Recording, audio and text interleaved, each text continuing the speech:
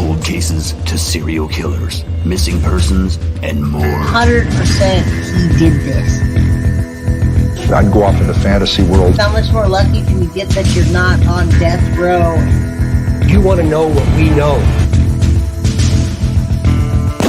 My name is Jay. This is Guilty of Crime.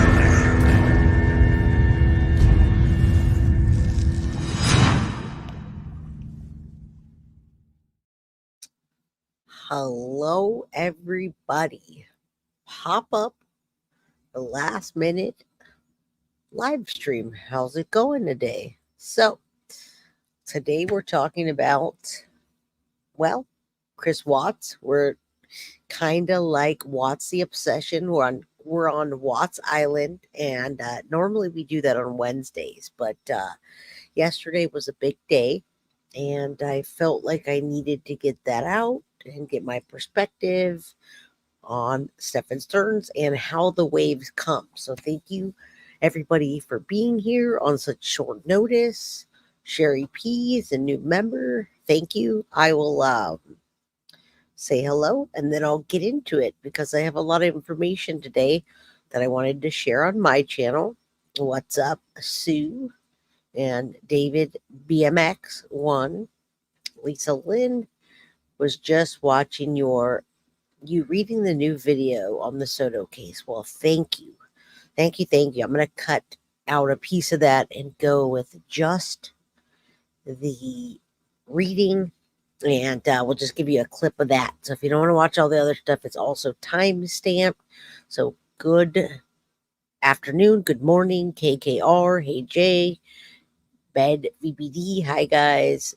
And thank you so much, Marissa Fontaine, for the $2.99 super sticker. All is appreciated and helps run the channel. So today we're going to get into, and thank you again for the mods that are here. Wolfpack. I don't know if Carly will be on, but let's get into Chris Watts. And finally, MM Clark says, Jay, don't ever second guess whether we'd want your commentary. Well, I appreciate that.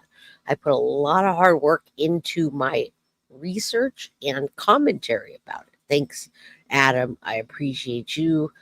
I'm still rocking your hat. Michelle Darko finally caught alive, and that's why I did one today in the middle of the day. Disobey everyone. Hello from Scotland. Sherry Mathis, what's up? Good to see you. There's a lot of people in chat popping in, and I appreciate that. Which is cleaning the house today, but listening. So thank you. Yes, Adam, surprise pop-up live. Teresa, JD, Misty Free Spirit, always good to see you. Lots of love. And yeah, I appreciate you. Also hit that like button. Let's get me in the algorithm so we can have better content and well, more people on here. I just reached out to Bree, Michelo, Rebecca, and Nikki, and we've got a great sentencing day for you tomorrow. Also, we're doing today at 4 o'clock. We're going to do, as promised, prayer for Lauren DeMolo and Paul DeMolo, the family. So that is my intro. Robert Curran, New Smyrna Beach, Florida. I hope I said that right. And Denise, you are very welcome. Shared. Thank you. Yeah. Like, share, subscribe, all that stuff. Jay won't like what I think of Chris's latest statement, and that's okay. I love everybody's information, and I believe his statement. I believe his statement is him finding God and trying to blame somebody. So we're going to get into that. I'm going to start first because we're not only doing Chris Watts finally blaming Nicole Kessinger, but we're also going to intertwine that with how to interrogate a psycho, which intertwines with him calling Nicole Kessinger a Jezebel and how that all works. So collaboration, deception, detective, and my own read-throughs of the book, The Cell Next Door by Dylan Tallman. I will give him credit for that. I'll probably grab that from Watts the Obsession when she does that, and maybe go on her show or be in her chat. If you caught me this last weekend, I was in her chat on the panel with her. Michelle Diarcos 999. Thank you for all your hard work, Jan Mods. We appreciate you, and I appreciate the appreciation, folks. I really, truly do. Fahima, what's up? I like to shout out new people that I haven't seen. Nicole Kessinger is a disgusting human, along with her monster boyfriend Watts, and I agree. Thank you all again. Introduction, we timestamp everything. So if you want to get past all this, we do live streams so that we can interact with the audience. Okay. So if you haven't figured that out already, first I'm going to start with the book. I'm going to just go ahead and get right into that. I found clips, and like I did on What's the Obsession, I'm just going to go ahead and show you the book. If you really want to go out and buy that book, you can on Amazon. It's a 3-part series, and it came about because, well, the cell next door, Dylan Tallman, spent lots of time with Chris Watts, and I'm going to read a few excerpts from there. I can't buy it on Kindle. It says only paperbacks available, so I have the samples here, and I'm going to just read you a little bit so you understand why this book is, why it came out, and what it is, and some things that, well, Chris finally implicates Nicole Kessinger. Now, not in the way that we necessarily think that he does, and all comments are appreciated. Sparkling Bubbles, what's up? I love when you're catching a live. I love your little icons and your sparkling bubble. So as you come in, hit that like. We have a small chat today, which is nice. I can give you the attention that's deserved. And all right, so let's get into what I have to talk about today. So, cell next door, Dylan Tallman. Well, he's capitalizing on being next door and spending a lot of time with Chris. So I'm going to read some things that I think are important for you to understand. He says, I sat 7 months in the cell next door to Chris Watts, of course. It's common knowledge that he has never interviewed since his arrest, which is not true, because he interviewed with the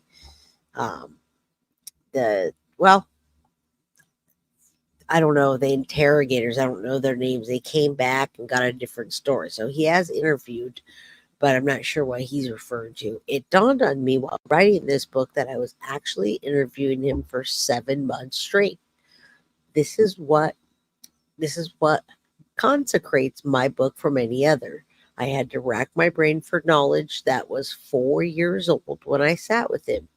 This is basically a documentary, a series for readers that appreciate true crime. This is quality first-hand information that stands out apart from a quantity of third-hand information released by other writers and outlets. And I'm going to read the proverb because, I'm spiritual, not religious, but I love anything that has to do with something that's going to give you a positive note. So I will go ahead and read that. Thank you all for being here. All my mods showed up, and I appreciate that. Now, this is the author's note. So what he's saying is not necessarily the truth. However, a lot of things that he says, I feel like they're embellished on, and I feel like it's those two, Dylan Tallman and Chris Watts, finding God and using that for gain. So, Proverbs 25.9, debate your case with your neighbor and do not disclose the secret to another. All right. And then he gets into the introduction. He does another Proverbs 23.3, buy the truth and do not sell it. Also wisdom and instruction and understanding. Blessings on top of that. Where were my blessings? All right. So he talks about himself a bit. I'm not going to get into Dylan Tallman. If you want to go get his book, you can go to Amazon and purchase the 3-part series. However, I will call out some important things that I think. And then we have a big show also today. All right. So He talks about himself a bit and him being in there, and then he talks about, I was moved to cell 13 on January 9th, 2020, next to Chris Watts, who's held or housed in cell 14. So what I do want you all to know here today is that this is not new information. And when I do Watts Wednesdays, I've always stuck to the same narrative that if Nicole Kessinger ever gets charged with anything, it's going to be because Chris Watts has a coming to Jesus moment, so to speak, and has real substantial proof to say she was there that morning. You know, I found God. I think she needs to be held accountable. And here's the information I can lead you to, etc. I've always said that coming back to this case. We're so interested because it was just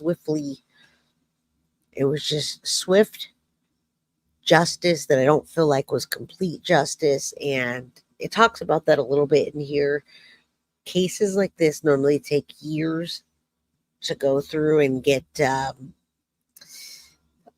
sentenced, etc. And this didn't, because I feel like they were hiding a lot of things that they just didn't want out there. So, all right, I'm going to continue with this. I'm not going to read the whole thing. I'm just giving you an idea.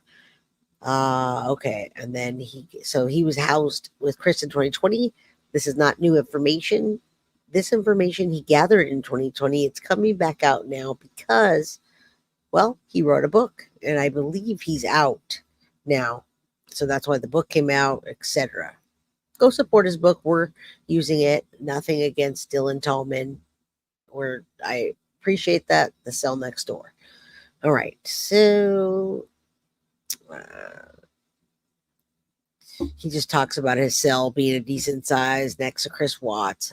Not much in the Cell Next Door. I think it's kind of an intro to, well, him as an author, what inspired him, and a little bit about Chris. Now I'm going to go into part 2 right now and read you some excerpts from that, and then I'm going to go into part 3, and then we're going to get into interrogating a psycho and how that ties into this. So there's some parts from here. Again, the Cell Next Door part 2, Dylan Tallman. And on this particular one, he gives his acknowledgments, and there's a girl he's been dating, etc. I'll say, I've hated on so many people, and I'm thankful for such support. I have been backstabbed, and it feels good. Remember, this guy's in prison next to Chris Watts, so who knows all that he's been through, and if he ever will actually tell the full and utter truth, or if he's embellishing it. So let's talk about Chris Watts. We want to talk about the interactions with Chris Watts in here. All right, so he's talking mostly about himself here, educating myself. He educated himself through prison. At the bottom of his vision, it was my vision was making it to the top. So he stayed productive, and so he can get out and start over a new nothing of normal adult life, nothing of civilized life as I experienced with the way of the streets, running a bag and surviving in prison. All right, so he's at Dodge Correctional Institute, and that's how him and Chris Watts came to be. Now, it says, I was currently working on a book series with Chris. It is our God's plan, is what they call it, series. We had created a series of spiritual books. Now, they were originally going to work on this together, and he went off and just did it himself, but he did get a lot of information from Chris Watts in the meantime, so you can decipher what you think is correct. So they did a God's plan. Again, I think Chris thinks he found God and have a coming to Jesus moment, and even uses the word Jezebel, which is something that would be used in the Bible. Chris and I had an outlet where we could vent through scripture, saying things that are not revealed and interpreting the word of God. I never find it a bad thing to find God if you're really doing that. I do find it a bad thing to use God as an excuse or a way to profit. Checking in with you all. Hello, everybody. I know you're used to me being more interactive, and I will. You know who else found God? JoJo says Dahmer. Ain't no way Jesus forgives those kind. I think Jesus and God actually forgive everybody if you're truthful and you mean it and you're not using it for a self-serving purpose. That's what I believe. But again, exactly, don't use God as an excuse, and yeah, not for profit, which happens too many times nowadays. All right, Jay's talking about the book next door. All right. Yeah, you'll get the gist. I just started this show. So, uh, Wild Man's mom says he can go for all the God he wants, but Chris will be placed in a black box for eternity. He can't come from back from what he did to his family. I absolutely agree. Family annihilators are one of the worst on this planet. And I have a Family Annihilator series I'm working on, the Chad Doerman next episode for that. Hello, beautiful Melly. 111. Let's say a prayer for the Watts family that their lives were taken too soon. Cece, Bella, Nico, and Shanann. All right. Thank you for promoting my book out there. I appreciate that. Let's keep going. So, here's what they were going to do. They're calling it God's Plan. Obviously, it's called The Cell Next Door now. He said, Dylan Tallman says, Chris and I were making progress working on our cases. In my case, possession with intent. That's what he got. The police never field tested. Of course, what they identified as ecstasy in his case. Things were very complicated. He had confessed 3 different times in 3 different ways. However, the trauma from tragedy brought him to fear just to talk about it. Now, they're going to talk a little bit about spirituality and things. We were slowly progressing in everything we did. Number 1, spirituality. Number 2, our workouts. Number 3, our cases. Number 4, knowledge. 5, wisdom. 6, understanding. Utilizing our time by staying productive while in prison was actually a good time of use. Chris Watts and I had a conversation about the case, and things were dicey. Over 50% of inmates are now convicted, and the courts do not have 75% of the facts of their cases. Nowadays, 90% of criminal convictions are resolved by plea deals. Chris took a plea deal only a few months after his arrest. Usually, these type of cases take years to resolve, especially when the entire family is annihilated. And he is correct. In Maddie's case, in many cases, with a case like this of that magnitude, it takes years, folks. So that is one thing that I will say he is right about. Now, that is the excerpt of cell number 2. The next one is one that is the big kicker. So if you don't want to buy all of them and you just want to see that portion of it, or you just want to hear what I'm saying and you don't have to purchase anything, then let's do this together. So part 3 is the one that I find a bit more racy. It gets into it. Dylan Tallman decides to ask Chris Watts directly, did he take his girl's life by himself? Was it him that did it alone? Were there no prompting, etc.? This is what I gather. So, all right, let me check in with y'all, make sure everybody's still here. What's up, Tech Bird? I know when we're doing live streams, everybody wants to say hello. And of course, I want to say hello as well. So hello, Bethany Weaver. I see the chat is lit up. Lots of green. What's up, James McLean? How you doing? A lot of people are here today. I appreciate that. Hot Mess Aquinas. JPL, in my opinion, Chris Watts has nothing else in his life. So, of course, he's going to use God as his vehicle of choice. I believe that. I believe he's using God as an excuse and to make himself feel better and sleep through the night. I agree. NK is Nicole Miller. Thank you for sharing this route tracker by Yara. Nicole Kessinger did change her name because people, well, are out to get her. They do call her many names. If you watch Watts the Obsession, they call her the Skanky Empanada because of some of the text messages they had in there. text messages where Chris Watts calls her, "Oh, you're my little sexy empanada," or something like that. He calls her an empanada, which is really weird. So it's a joke, ongoing joke. So Nicole Kessinger is now Nicole Miller. She was involved, and so were more. Watts is guilty for sure, absolutely. And I'd love to hear your theory on that. That's why we're here. We keep visiting Watts Island. What's up? Good to see you. Jojo, when my kids were little, we called them little whiny butt maneuvers. Yeah, I suddenly don't like empanadas since I heard that either. We also say Chris Watts is hashtag vaginatized, and he did that all for that at some point. Thank you, TechBird. Show some love. Hit the like button. If you like my content, please like, share. Don't forget to subscribe. And yeah, these crazy men attract. How do they even get wives, let alone girlfriends or lovers? I don't know. Let's keep going. We're in part 3, and then we're going to get into how to, well, interrogate a psycho. And this is a collab with Deception Detective. And then we're going to go into the law and crime version because I thought that was great. And we're doing a lot of that footwork now. So, of course, Dylan Tallman says, God is in the details, which I believe. However, some of the details in this book are a work of evil. Meeting Chris was both a blessing and a curse for me.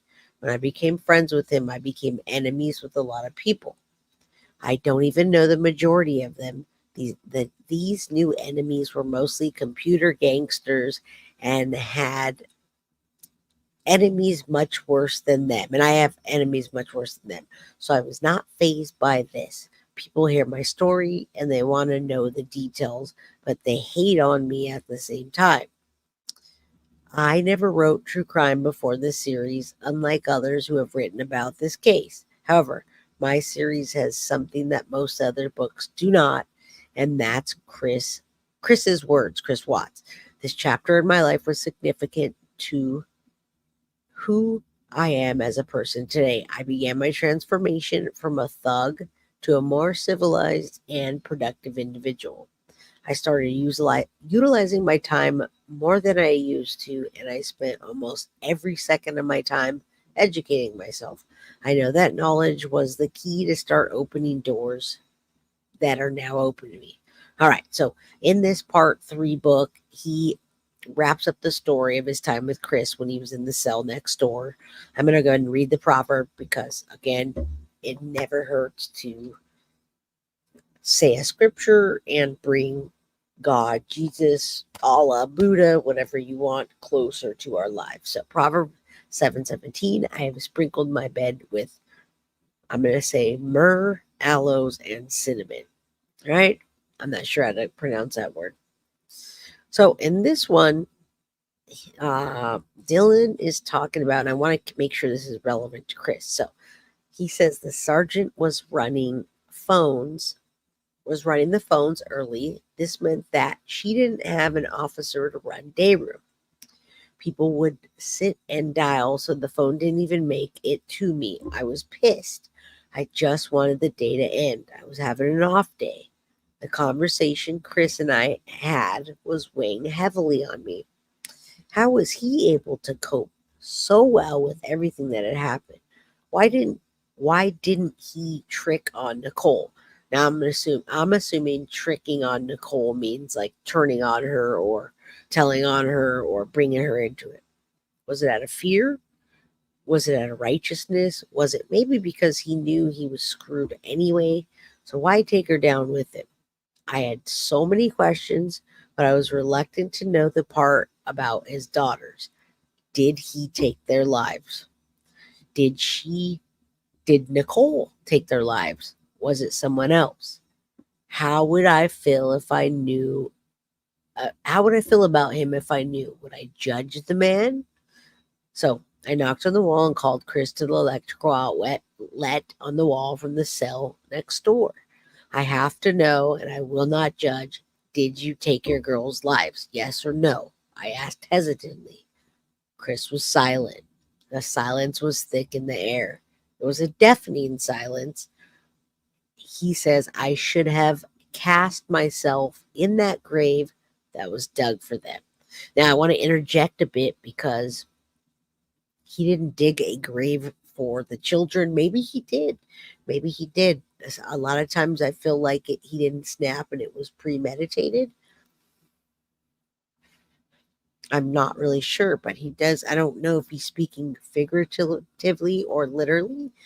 Tamara DeWitt finally caught alive. Usually it's nighttime, located in Netherlands. Good to be here. Love you. And I'm glad that you're here. All right. Yeah, many people and myself go back and forth. I definitely feel like Nicole was there. The whole case gives me nightmares. It breaks my heart. And we want answers. And I'm thinking that maybe we'll get closer answers now that this book has come out. I don't know. The only way that we're ever going to know is if Chris actually talks and there's validity to it. Wild man's mama, he will not pass the gates of heaven to share space with the blessed, removed from the world, using the power of his temple he was so proud of. Right. Thank you for your feedback and input. Yeah, the pings from Nicole's cell phone that day have me tripped up about this. Absolutely. Yeah, he finally turned on the 24V. Yeah. 24 gold V, right? Vagina ties hashtag. How did the FBI miss that Nicole was there? How did they miss a lot of things, folks? I don't know. All right, let me read this part and then we'll get into the next thing so you can hear how we tie this in. I absolutely cannot understand. Okay, so Dylan Tallman is kind of broke, like he's broken about and feeling wondering how is he going to feel, is what he's explaining. So, okay, so he asks Chris Watts, I won't judge you. Yes or no. Did you do that? Did you take your children's lives? Now, he never said he didn't take shenanigans. Most people, that happens quite a bit. So it's not a shocker when there's a domestic violence or somebody takes a wife's life, unfortunately. But children, that's the unthinkable. Family annihilation, even more so.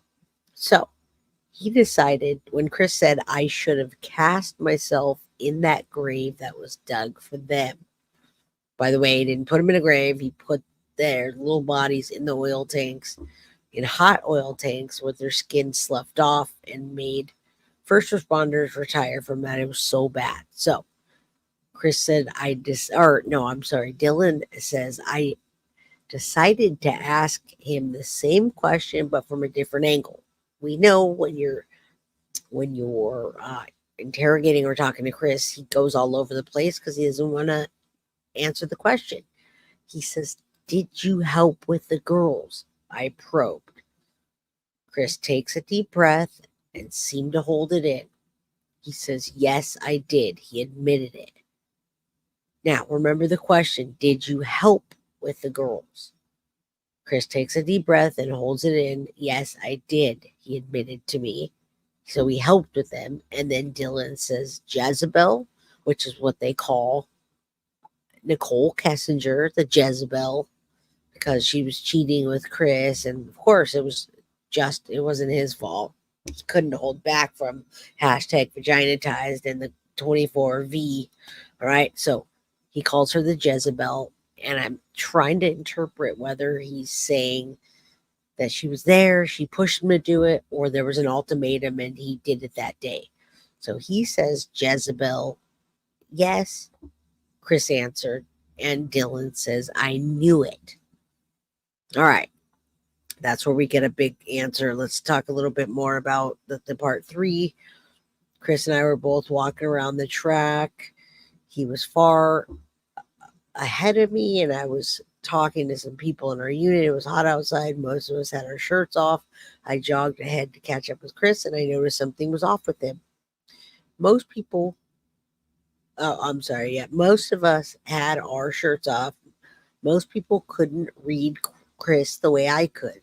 He was so level no matter what. And we see that. He was always very, like, no emotion. However, spending 17 or more hours each day talking with him really helped me to learn to understand him. He says, "You good, bro?"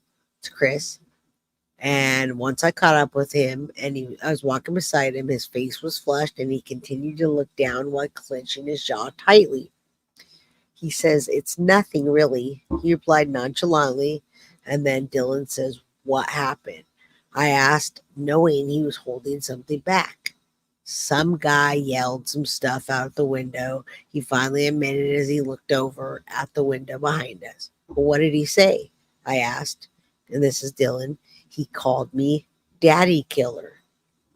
"Well, you are a daddy killer. You killed your entire family, Chris." I had never heard that name before that day, so I took a minute before it clicked with me. Now, let me check in with y'all. I have 162 people in here. I appreciate you all. I appreciate your comments. I appreciate, hopefully, you guys all getting together. And yeah, thank you, Melly. Typical behavior for a narcissist, murder to shift blame to someone else. He has nothing to lose anymore, and he has, as he has in his life. Thank you, thank you, thank you. And hello, all. You guys are great. Petty in chat, thanks for sharing. Absolutely. I wouldn't want to be anywhere else right now. After Chris Watts did to his family whatever he says, yeah, self-motivated. Faith and repentance, I always love your perspective.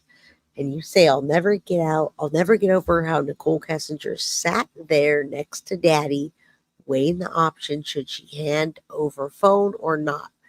Obviously deleting things. It takes a real monster not to confess knowledge. I agree. And we can translate that to so many cases. And no problem if you're late. You're good. Rua's from Ireland. Thank you. And it's always good to see you, Em. You know I got much love for you. All right, let's keep going. I'm not reading the whole book. I'm just giving you guys the breakdown. You can go buy that on Amazon yourself. I have a book on Amazon. He has a book on Amazon. Go support it. He's kind enough to share the excerpts from us. All right. So, let's see. Okay, so he got called a daddy killer, which he is. I told Chris, the windows that are open, we walked around the bend. I asked, pointing at the window as we passed and pulled up the dip bars. I told Chris to remain silent. I would take care of this. So this guy says, "You want to yell that shit again?" I challenged the guy that had yelled those words to Chris. He stepped beside his window and hid beside it. It was pathetic. "When I catch you in the hallway, I'm breaking your nose, I promise." I looked over at Chris and we continued on the track. Chris deserves that and much more, folks. He says, "See, that's how it's done." I said. He just looked at me and raised his eyebrows. "Geez, man, that was all managed to say at the moment." Chris was in prison for the long haul.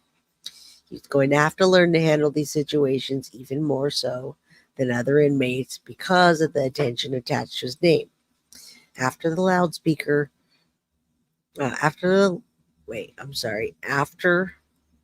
we went around the track without any more disturbances, the guard came over the loudspeaker to announce rec was over, and we were on the far end of the track, so we had to cut across. We walked slowly because our 40 minutes or less outside was precious to us. Now, Chris is in this forever. He's lucky he didn't get the death penalty, I guess. On the way inside, this old, short, bald-headed CO, which is corrections officer, told me to tuck in my shirt. I decided that I wasn't going to, so he kept yelling that order as we walked farther away toward the unit. As we entered, I was again told to tuck in my shirt, and I refused. We were headed to our cells again. Dodge was so petty. Who tucks their shirts in? Okay, so he's just going off on this tangent. I went in my cell next to Chris. There was nothing but a cot with a mattress, a pile of books, and a stack of paperwork. I had some canteen, a little bit of clothes that Chris had given me. It really sucked living that way. I had to live because of my non-prisoner status, I heard a light tapping on the wall coming from Chris's cell. All right, there's a little more information, and then we'll get into Chris Watts and the tactics of, well, interrogating a psychopath. So Chris says, I appreciate you for telling that guy off for me. Chris said, thanking me. What he said was highly disrespectful. I replied, definitely not disrespectful. Chris deserves every second of it, in my opinion. What if we do see that guy again? He asked. Then I'll do what Jesus would do. See, these guys use Jesus as their everything, for free V passes, to get them out of things, to write a book, in my opinion. Then I will do like Jesus. And what would that be? Chris asked, almost expecting my next response. He would slap him on one cheek and put his nose on his other, I confirmed. And then he says, I'm certain Jesus said that way different. He laughed. Well, that's how I interpret it, and it was written. Let it be done, I promised.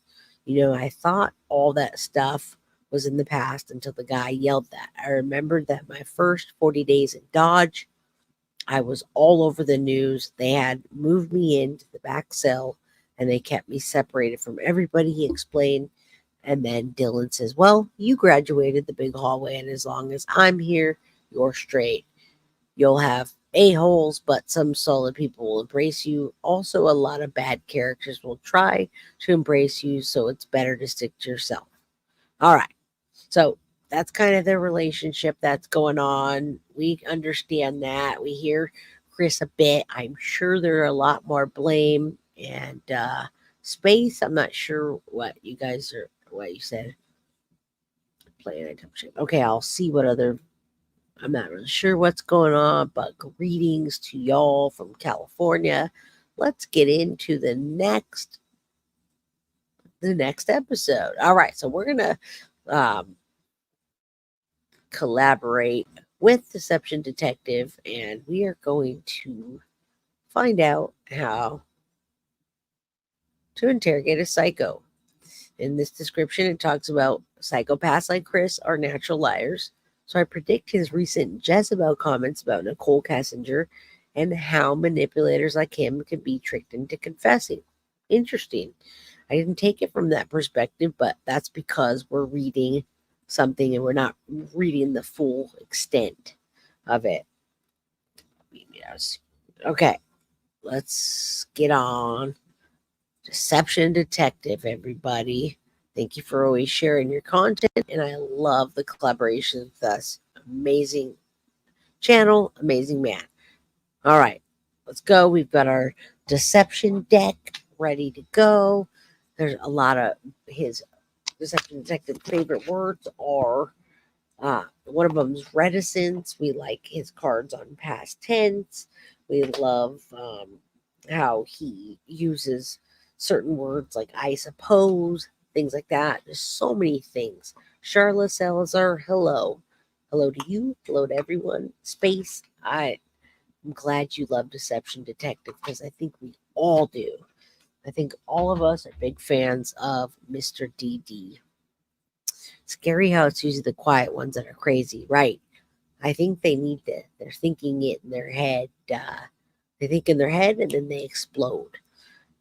And Sue, I can't wait to see you for tomorrow's Corey's Justice, fingers crossed. Do we have Rebecca in here or Bree or anybody? I can't wait for any of them to be on. I've shared the link with my channel, and I cannot wait to get complete and utter justice for little Corey Michelo. Let's get sentencing. Let's get Christopher Greger maximum sentencing. All right, let's get into this. How to interrogate a psycho, and we're talking still about Jezebel and how he now is coming out with that and blaming it on her. Seeing lots of comments of people suggesting that Chris was either pushed to commit the murders by Nicole manipulating him, or even by Shanann's needling and belittling him. And my main question was, where do these theories come from?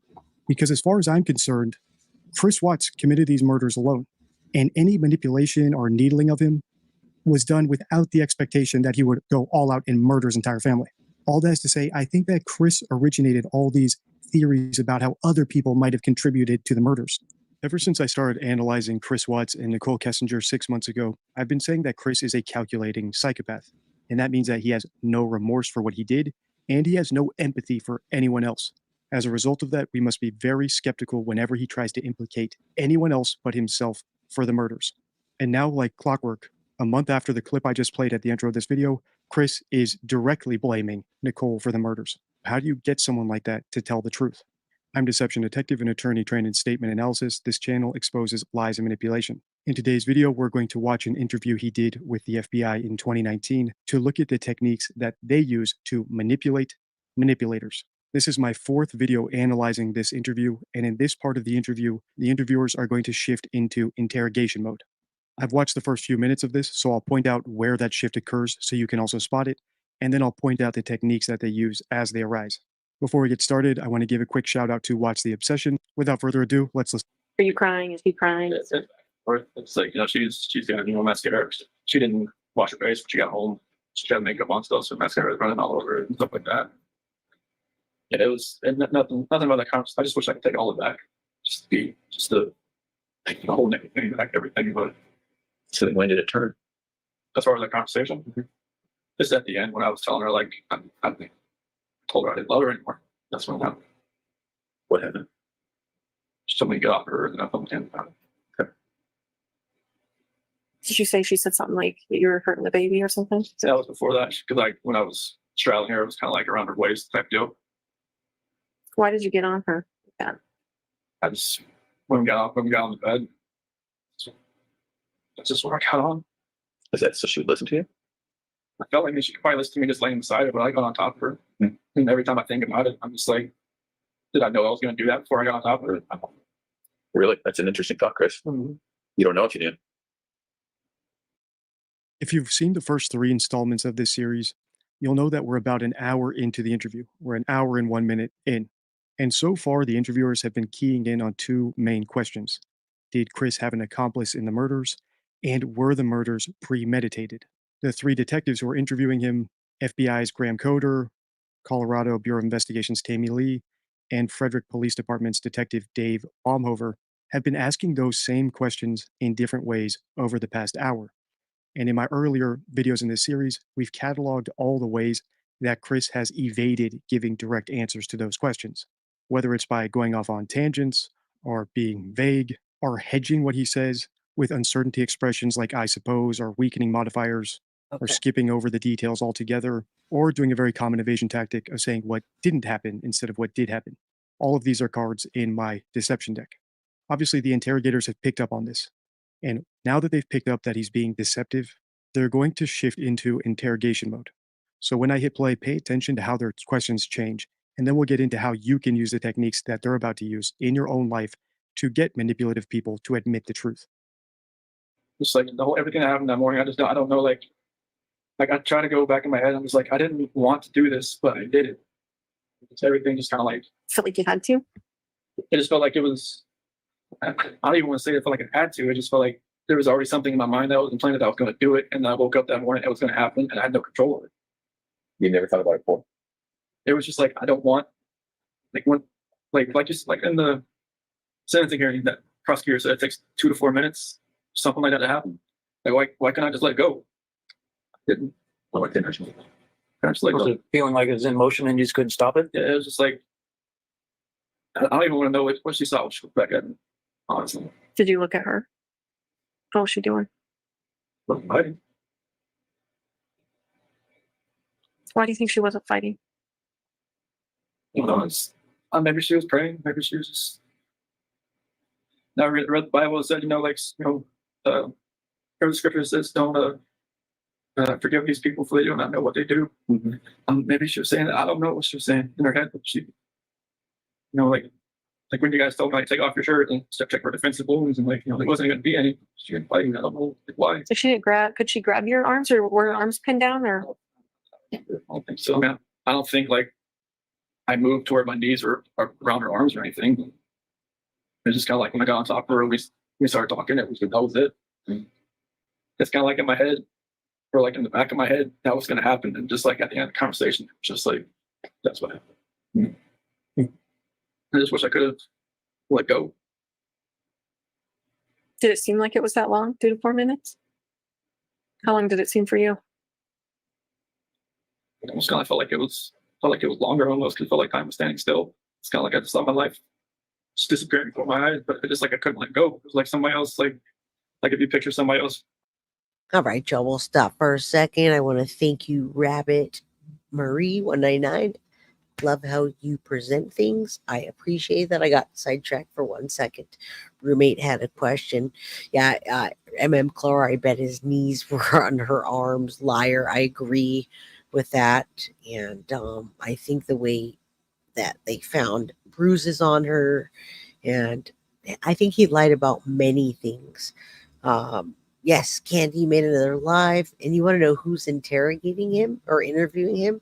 This is if you hear the voice, I think it's the lady interrogator. We have to go back and listen, but we've watched many interrogations. Just another, it's a cleaner audio of it. Yeah, his voice makes me sick too. What's up, Minnesota girl? I just wanted to stop and say hello. I see you all. Thank you for all the kind words. Yeah, the investigators have some of the hardest tasks. I wouldn't want to do that either. But the female investigator, which I know her name, but right off the hand, she definitely did a fantastic job relating to him and getting him to open up. The voice, I can't handle him. All right, let's keep listening because this is what ties it in. Everybody's been so kind today. Thank you, Diane Miglior. I didn't see that one. And then Rabbit Marie, you guys are amazing. Thank you. Thank you for all the support. Everything helps. And I'll be back on 3. I'm back at 4 today. When I was pregnant at the deepest sleeps, did he really wake her after? That is another thing. I do not think so. I do not think so. And I don't even know if they had if they were intimate that night, to be honest. Around you, holding your hands, holding you, keep you from not letting you go.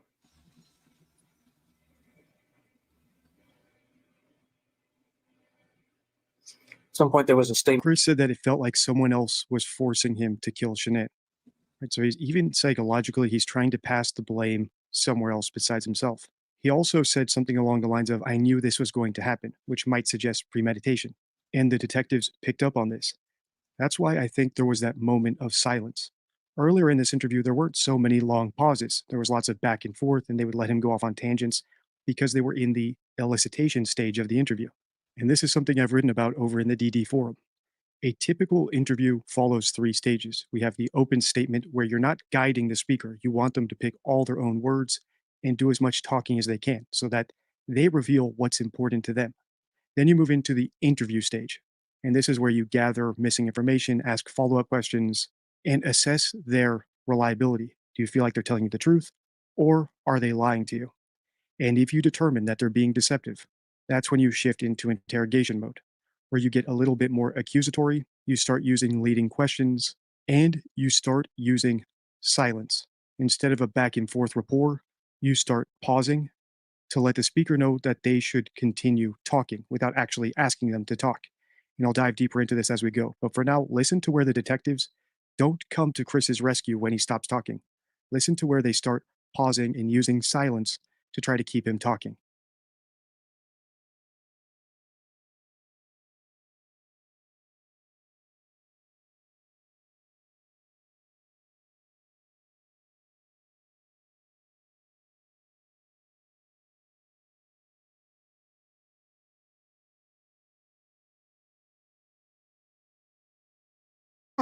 My mic was muted. It's okay. It's back now.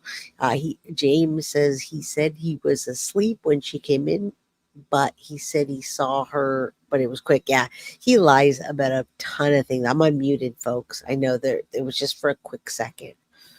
All right, just a quick second. It's okay. All right. Are we good now? Yeah, it was a second.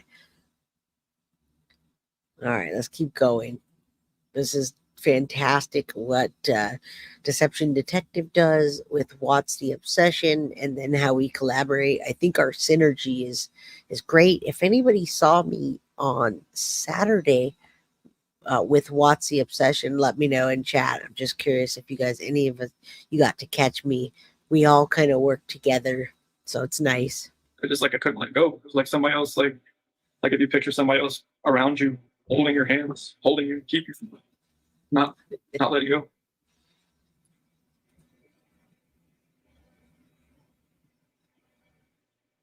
At some point, there was a statement about rage. Do you feel like you're in a rage at that point? That's the only way I can describe it, honestly. Like a snap, something. I mean, I know. I guess my attorney had said like some, strangulation is more of like a, I don't know, passionate type thing. I'm just like, I don't know how that could be passionate.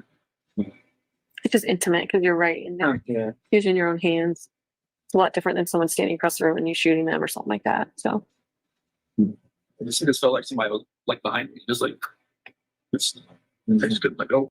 Yeah, and he's trying to blame, whatever he's trying to blame, that he couldn't let go, and we're thinking while we're listening to this, we've thought many times as we've gone over this that there was an ultimatum that, and maybe it was in a text message that got deleted from Nicole Kessinger.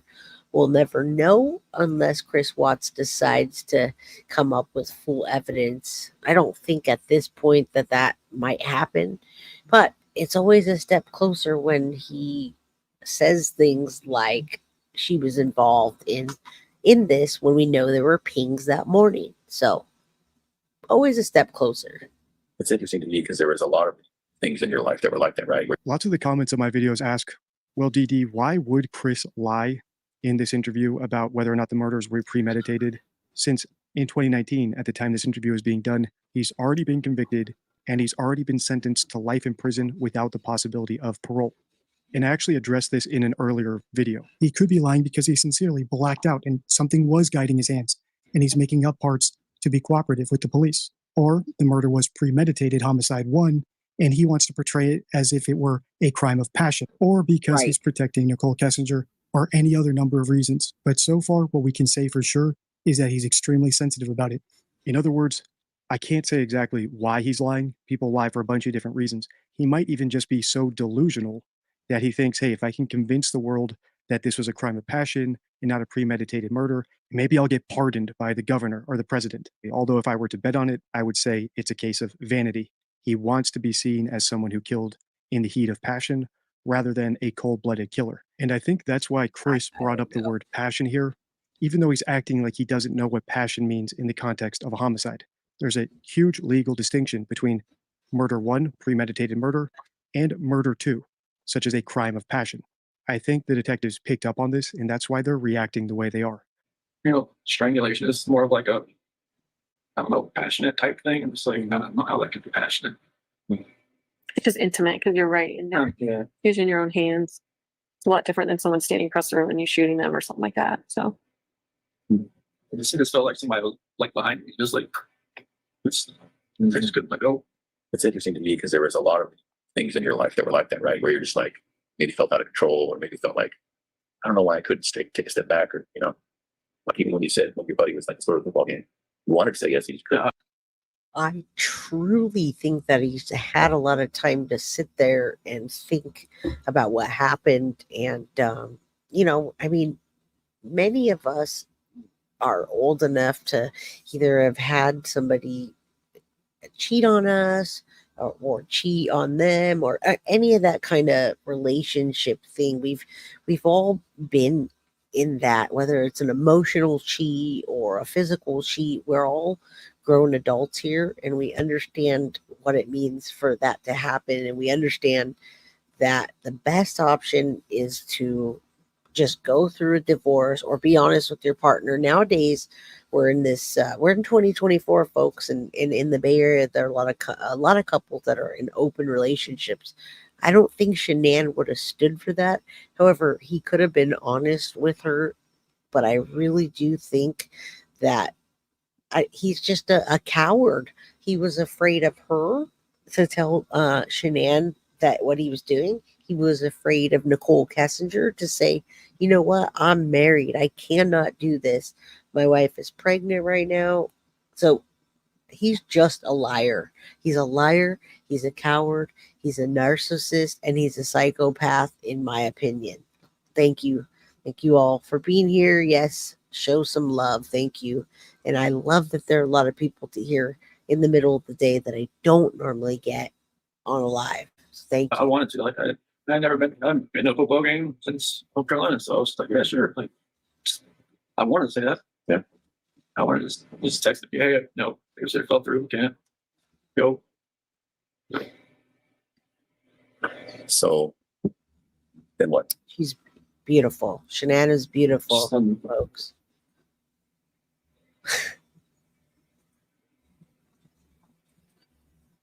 But just after, Shanann was, I guess, once she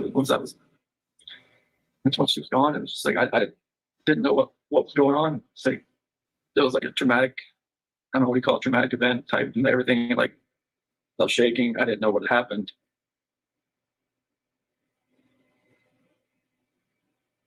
I didn't know what to do. Such a waste. I didn't know what I'd done.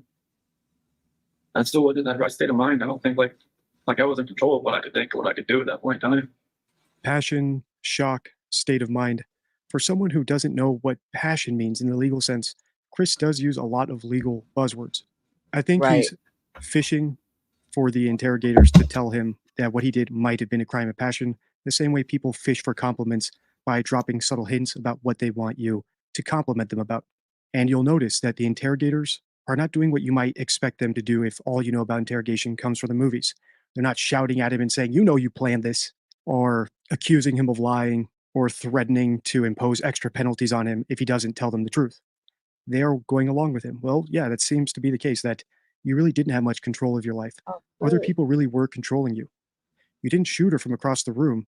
It was up close and personal. You strangled her, just like a crime of passion. And what are they doing when they do this? Are they actually falling for what he's saying? No. What they're doing is they're making him feel in control of the conversation so that he's more likely to open up. And this is something else I've written about over on the DD forum in the patron section. And everybody should go check out the DD forum. Maya, trigger warning, you say, I can't stand the sight of her. I believe she was an accomplice. Until they have something to arrest her, I'd rather not see or hear about her. I agree. However, there are channels that are completely dedicated to, like Watts the Obsession and many other ones that go over and over this. I can't do that, but every so often when something comes up or we're doing a collaboration, it's just something I want to put out there and let you know that there's a possibility that that could happen one day, that Chris could say what happened. She was there that morning and have true evidence. I'm just here to see you all. Just listening is so hard for me, but helps me understand. And I apologize for that. I know a crime to remember, that you know somebody in the family, and it is a tough topic. When I was preparing to interview Chris and Katie Proudfoot for my Sebastian Rogers series, the idea is to make the person you're interrogating feel comfortable enough to admit the truth to you. So if they can help Chris feel like what he did had a rationale to it, and that they don't blame him for it, or that it was someone else's fault besides his own, even if it was just those phantom hands controlling him and pushing him to do it, or reassuring them that society won't blame them even if they open up, they are more likely to eventually admit the truth.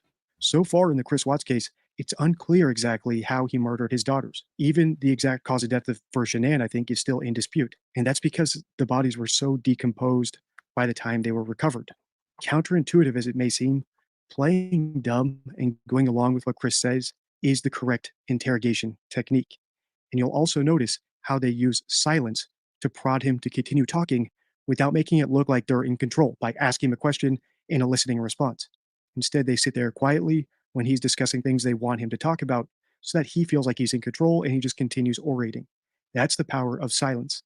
Although they are using some other small prompts, and I've written about a few of them in the deception deck. So once we see some more of those, I'll point that out, probably the next time we pause. And most people say, like, well, I just called my. And really quickly, James, I want to touch on that. He says he knew he was going to do it. And I wonder when he knew he was going to do it, because that's more of a premeditation. I wonder if he knew and he had an ultimatum that night the night before. Nicole Kessinger knew that Shanann was coming home. She had been gone for weeks, and then she went on her trip, was gone for a couple days, came back. And I wonder if she says, this is it. I just can't take this anymore. We can't do this. We're done. And then at that moment he knew. And I don't think that it was that moment in time that he snapped right then and there. I do think that there was a premeditation to it. And then he says he couldn't let go. No, he didn't want to let go. When one life's like, unless you're in that situation, we don't know what we would have done. It's easy to play Monday morning quarterback. Mm-hmm. I agree with that. Like you said, if somebody shoots somebody, you don't know what they're going through their mind at one time. Mm-hmm. You don't know what you've done. So what happened next? Well, it came in. So what happened, Bill Neiman? What she said? Oh, why? Did she hear something? Is that what she Bye, Obviously, Betty. What did you tell me? Well, you don't feel good. And then, did that happen with Bella right in that room? Not proper. What happened? She walked in as when she talking about she was sleeping. Did you take her back to her room? But she had in that sheet and found it's like Okay. And what? carried her downstairs. I've actually listened to this part of the interview before, and it's hard to listen to because Chris is about to discuss what happened to his daughters. But you'll already notice how reticent he's become. He was much Right. more open about talking about Shanann than he is about the daughters. And I'm going to go over why I think that is, and it ties back to everything else we've said in this video. But because Chris is becoming more reticent and more closed off, the silence isn't working. When the detectives are silent, Chris simply stops talking. So what they're doing now is using different prods to get him to continue. And other prods you can use besides silence are closed questions that advance the story, like, then what? What happened next? If someone says something, okay, then what did you say? Or did they say anything else? These questions do not alert the subject that you're actually in control. You're simply being curious, and you're advancing them down the track of what you want them to talk about. Sort of like a train on a track. The interrogators want to keep Chris, who's the train, moving down the track. And he doesn't. He's all over the place. And I can't blame him. I could never even put myself in that predicament or imagine doing what he did to those children. We get so many different stories. And the reason it's intriguing to me with this new book that came out is because, Carla Langston, it's very sad. He says something different again in this, and he says the Jezebel, which is NK, he helped her to do this. So what happened? In my opinion, I think that he smothered the first one, which would be maybe the oldest one, to keep her quiet and not know what's going on. And then after that, he put them in the car. Shanann, it was already gone. The other baby was gone. And then he smothered the second baby at the site and put them in and I know this is a hard topic, trigger warning, but he's told so many different stories. I'm sure that he probably did most of it himself. If NK was involved, I don't think that I believe that she did that he helped her do that. I think it was more of a mental thing of him, of her pushing him to that, and him being a weak coward. To a broken bridge that it will eventually fall off if they can keep it on the track long enough. But if they start giving Chris, the conductor, too many directions, he might look up and notice that there's a bridge, go off track, and they need to put him back on. Let me know in the comments if that analogy works for you. You'll also notice that they're using one-word prompts to keep him talking, like, yeah. And that's typical and happens naturally. And in the deception deck, I have two cards, one for uncooperative subjects, one for cooperative subjects. And at this point, Chris is cooperative. So there are certain words that they're using to get him to expand on his story. And so you can pick them up as we go along and know what to do. If you want to use these in your own life, I'll just read you the card. Liars often set their own traps, Aesop.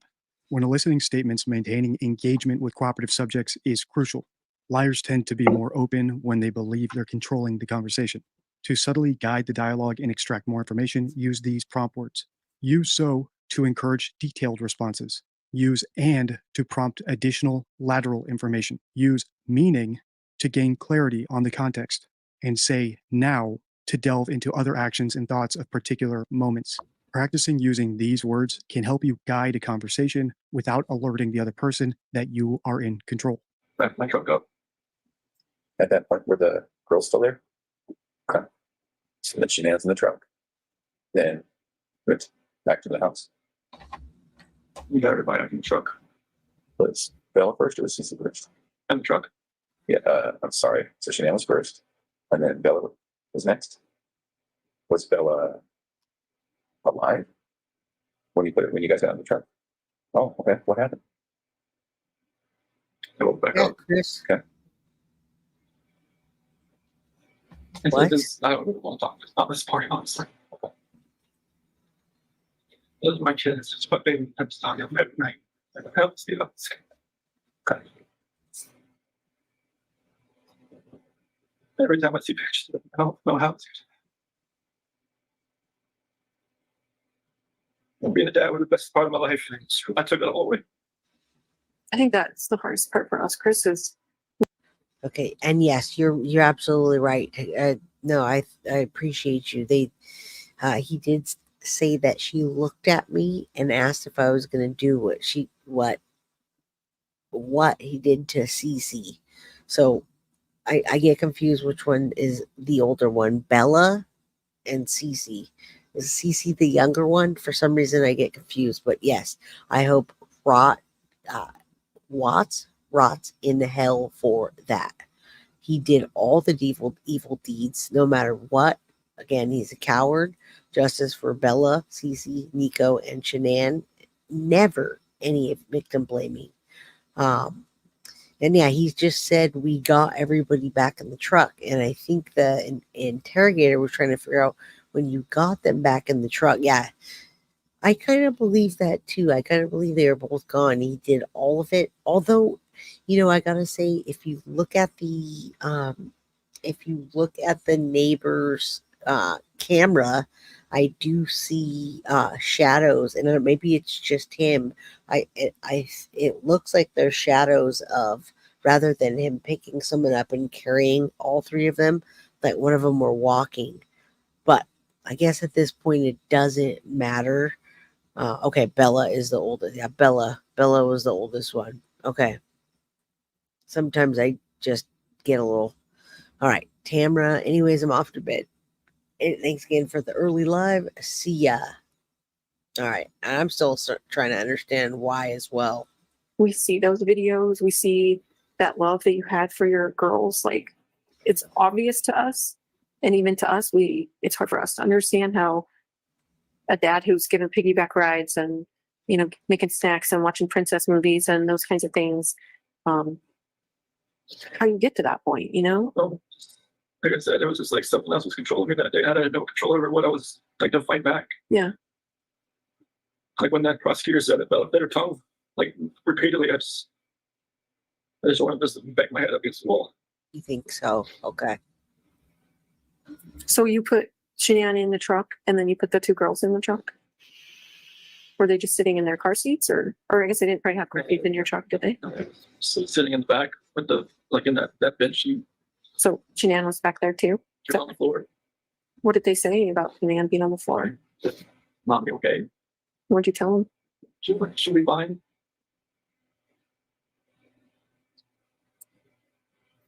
Did you have their stuff with them, like their toys and their makeups and stuff? They had something with them that they carried.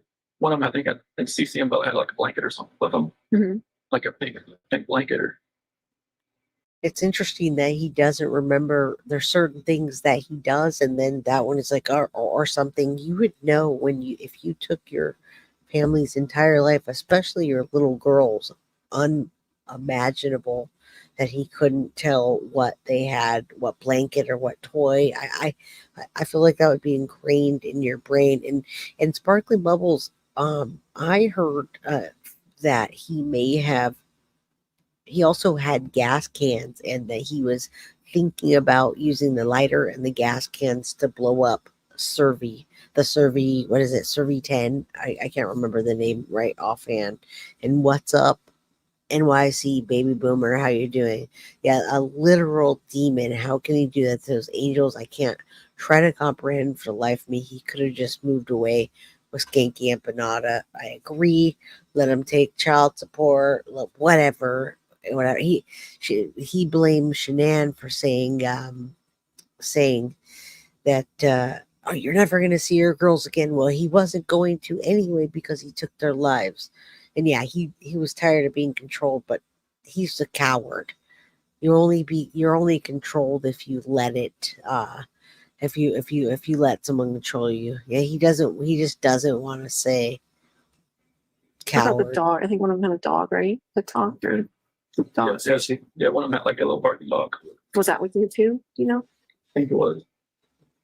Trying to hard to remember. Like, Yeah. they had like big blanket, small blanket.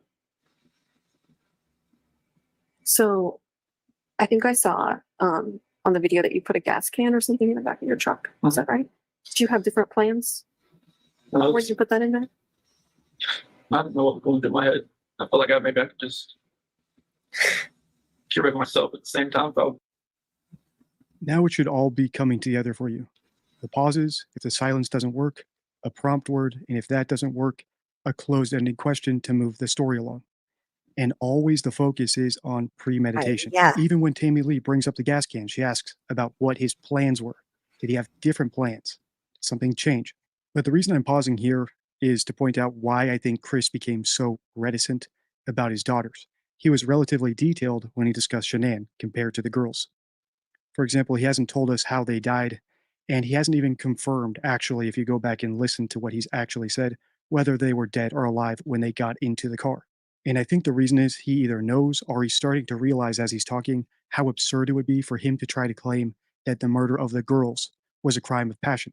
Him getting into a fight with Shanann and two adults arguing and pushing each other's buttons could lead to someone snapping and killing the other person. It's plausible, and it definitely does happen. However, toddlers like Bella and Cece, they don't shout back to their dad, and they don't push buttons to make someone snap. So the claim that he might have killed them in the heat of passion when he was seeing red doesn't stick. I think even he realizes that, and I think he's known that, which is why I've seen so many comments of people telling me that in the early versions of events, he said that Shanann killed the girls initially, and then he killed Shanann in response. I think that's why. Right. And he did that because obviously, if you've heard the interrogations, like I have over and over and over, they baited him. The police officers, interrogators are allowed to do that. They're allowed to lie and they're allowed to bait them to get them to confess, which was very good. Jojo, thank you. We have 214 people in chat. It's 1:30 in the afternoon, my time. It's free to hit the like button. It's free to subscribe and it's free to share. So thank you. Let's keep going. Yeah, he's a piece of crap. He's a devil. He's a demon. All the above. Love y'all. I love you, my girl. All right. He's not talking about how the daughters were killed. Do I think he loaded them into the van alive? Of course not. I think I saw on the video that you put a gas can or something in the back of your truck. Was that right? Did you have different plans? Where did you put that in there? I don't know what was going through my head. I felt like maybe I could just get rid of myself at the same time without doing all this, honestly. Yeah. You should think about that. What would you think about that? And I felt like I deserved to live after what happened. He's making me thirsty. Was there any thought to the whole family going away that day, to include you? After everything happened, that's a definite thought. Yeah. See, it's interesting to me. We had all kind of wondered if there was a point when you were all together, if you were all going to pass together. That to me makes sense, because that's, even though it sounds crazy. Yeah, right. That's what a family man does, right? Family man doesn't do what he did. No, I know. I guess what I mean is, it seems like you guys. Yeah, he's too much of a narcissistic coward to take his own life. And I don't understand why he executed this so poorly. I think God for the other Nicole, which was Shanann's best friend. Had she not came and said she had an appointment, and she should have been there. She's pregnant. She got home last night. Thank God, because that sped it up so fast. They were to still recover the bodies and find out what happened. Chris is also a very bad liar, and his interview on the porch did him in, so to speak. They were looking at him hard. Billy says, I don't believe this is the first time he was evil. Like I said, demons can play many roles. I agree with that. It doesn't just happen overnight. People snap, but not in that way. Avis, oh no, I just saw that you were on. Well, I'll be back on at 4. Don't worry. So I'll be back on in a couple hours after this. Thank you all for being here on such short notice. We're kind of together forever in that way.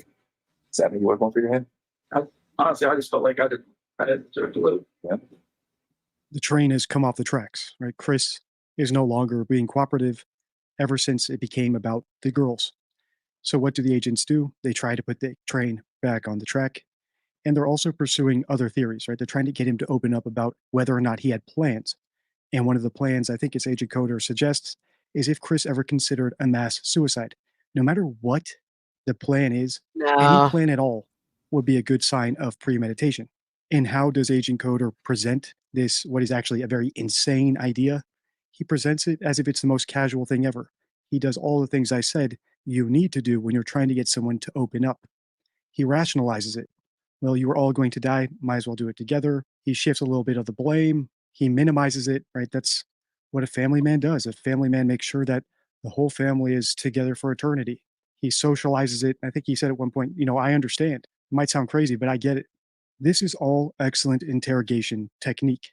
And the main Absolutely. And if anybody else knows Tony Todd, Totd, he's also another family annihilator. I would love to cover that case sometime. It's an older case in Florida. They lived in the Florida, like Disney kind of houses that you can only get. It's very hard to get into. And he did that to his entire family. And he tried to say that he was going to take his own life, etc., etc. That man is and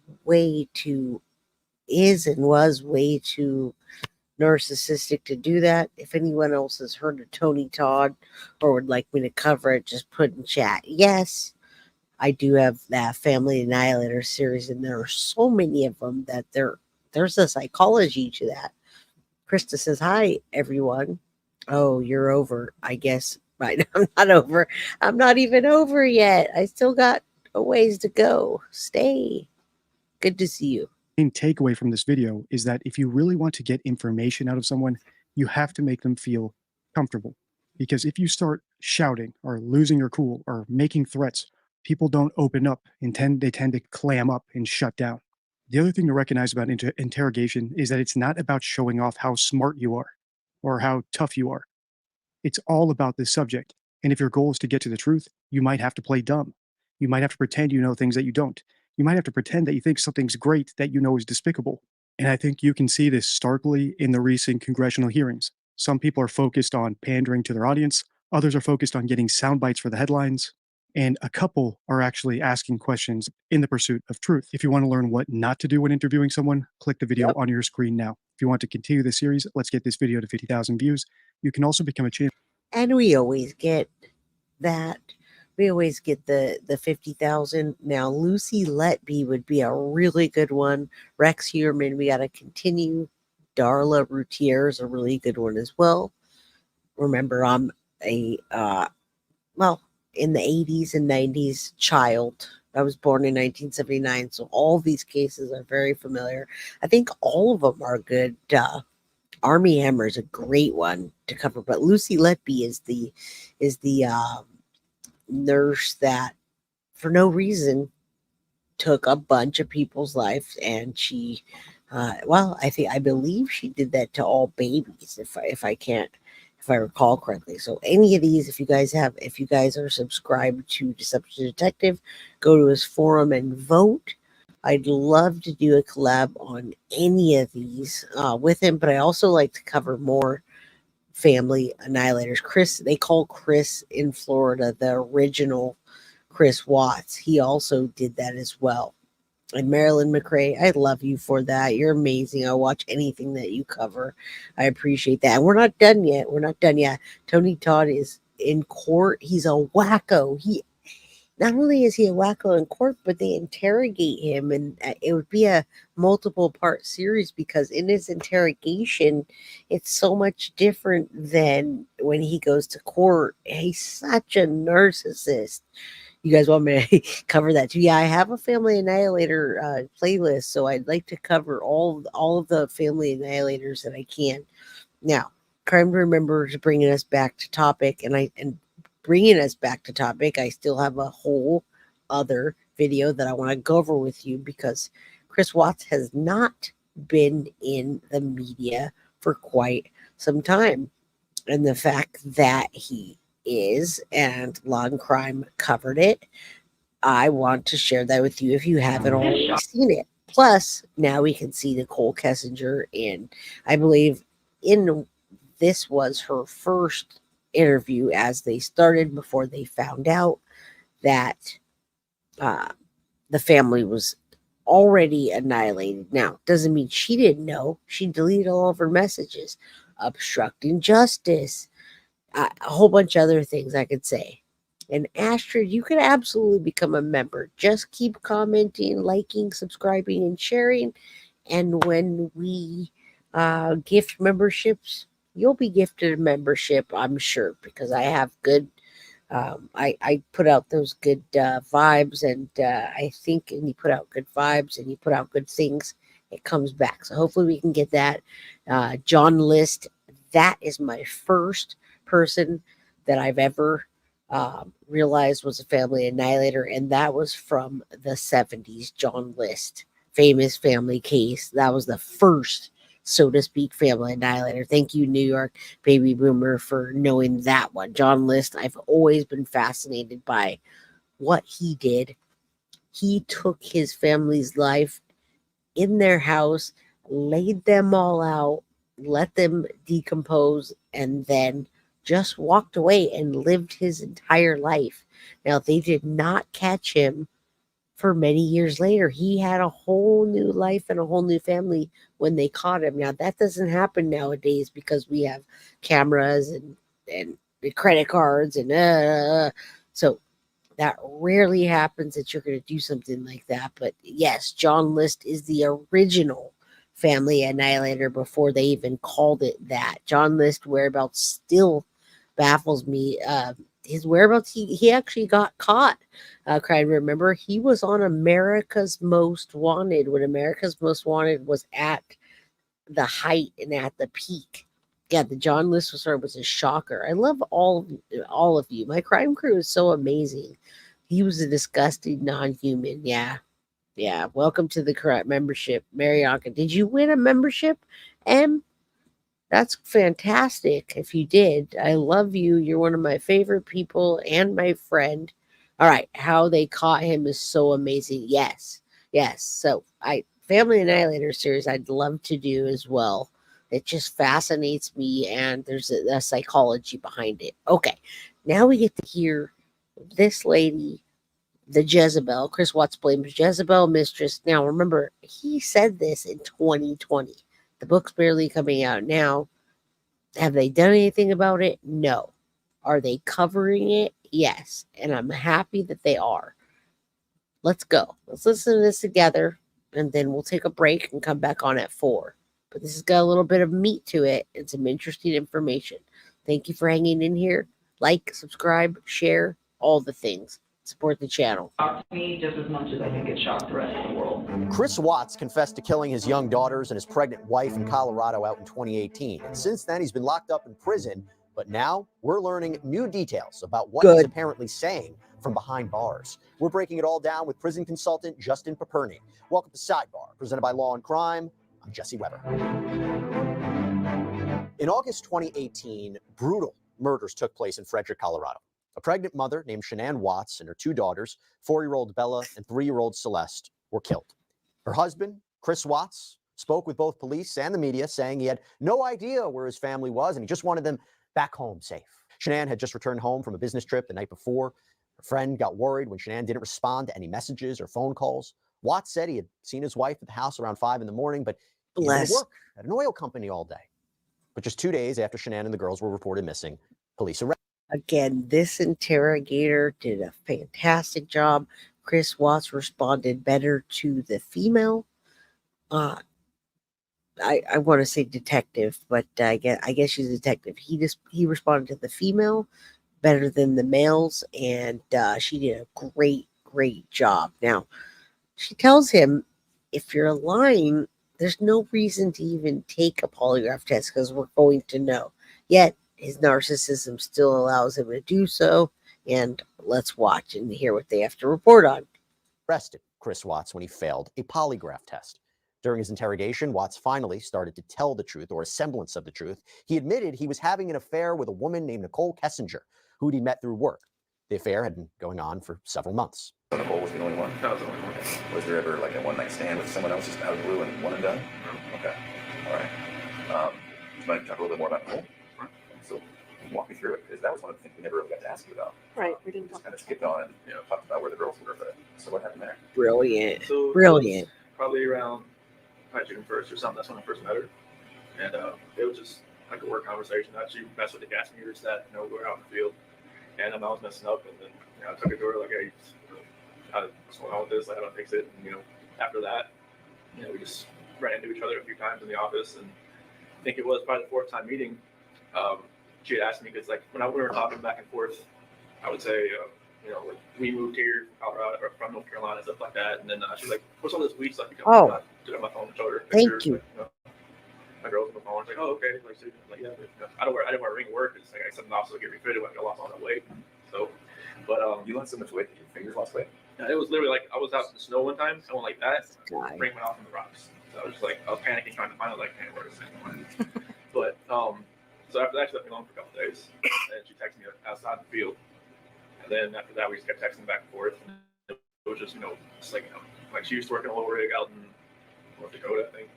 And we just kind of trading stories back and forth about what we did and everything. And then one day it just kind of went to a different level. And then I never thought it would ever go to that level. But she was talking about meeting up after we got back from San Diego.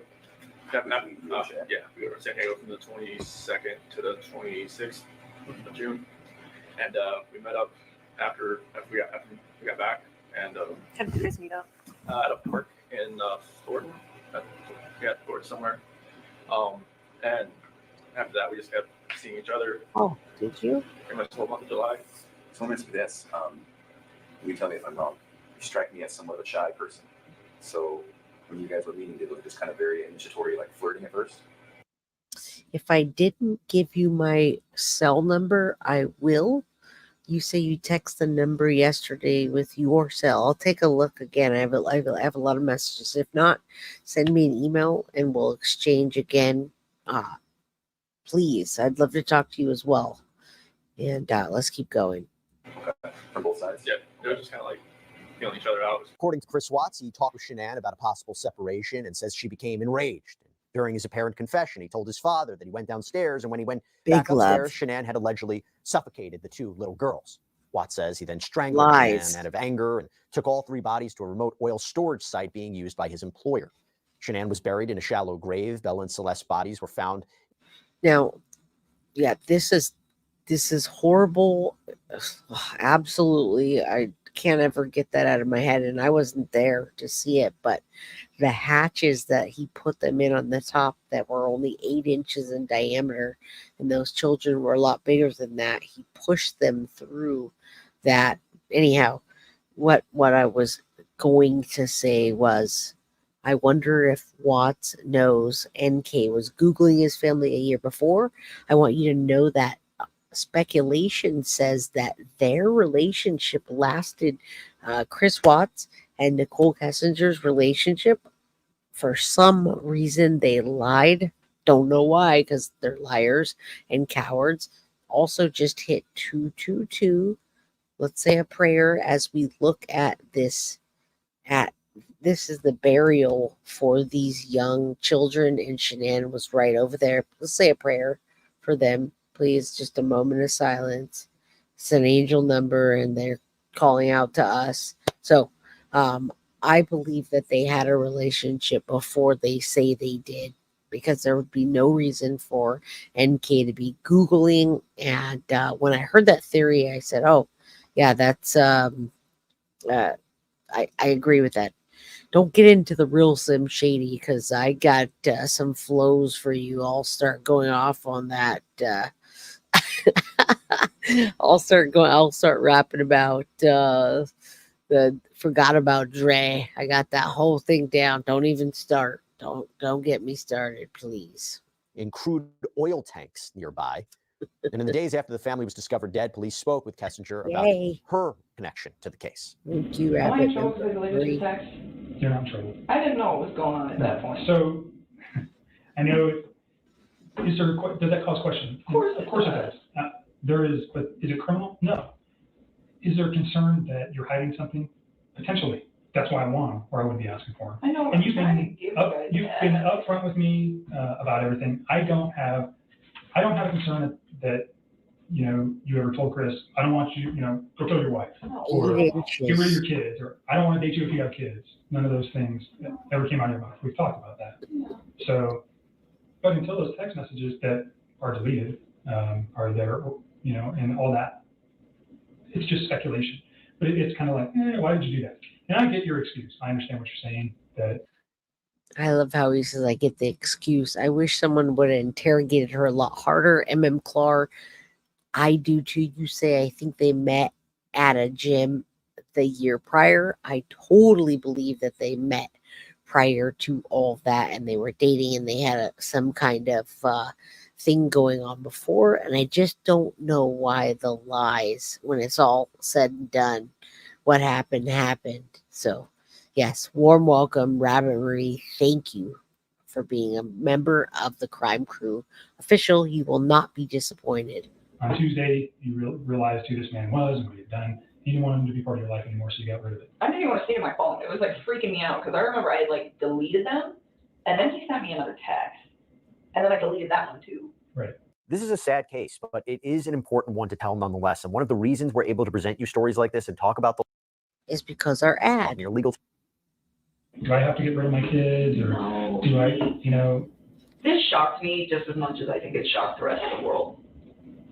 All of it. Yeah, sure. He lied so much. Now I go back and think about all this and I'm it's lies. Everything that they knew about him was lies. I mean, his friends let him stay the night at their house. He even fooled them. It's not just me. He lied to everybody. He had all of you fooled. And everybody stood up for him. His friends stood up for him. I really thought she left. I was like, let her go. Come back in the day. She'll be all right. Let her cool down. She'll be here. It'll be okay. Had me convinced. I think she's just upset. And then. Now, I just want to clarify, Allison, we use the word stalk because, well, look at what happened. She was looking up Shanann many times. Looking up Shanann Watts. She was looking her up on Facebook and many Google searches about Shanann. She knew all about their life. Not only did she know about their life from Google, but Facebook had their entire life documented on it. And as a matter of fact, if you watch the documentary from Netflix, Shanann created her own documentary. Almost all of the footage that came from that documentary was something that was filmed by Shanann. So she didn't even know she was creating her own documentary, but that was her. And Nicole was looking her up before. So she minimizes that to the police. She minimizes a lot. Nicole wanted Shanann's life minus the children, right? Absolutely. Karen, thank you for being a member for 3 months. Simon Peter Nelson took his children's life in 1978. Oh, wow. 6 children. I'll have to look into that.